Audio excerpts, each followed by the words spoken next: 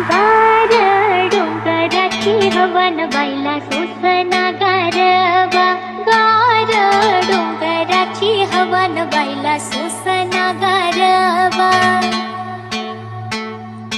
हळदी कुंकू घेऊन हाती आंबा बाईला येणं किती. हळदी कुंकू घेऊन हाती आंबा बाईला येणं किती. देवीला आंबा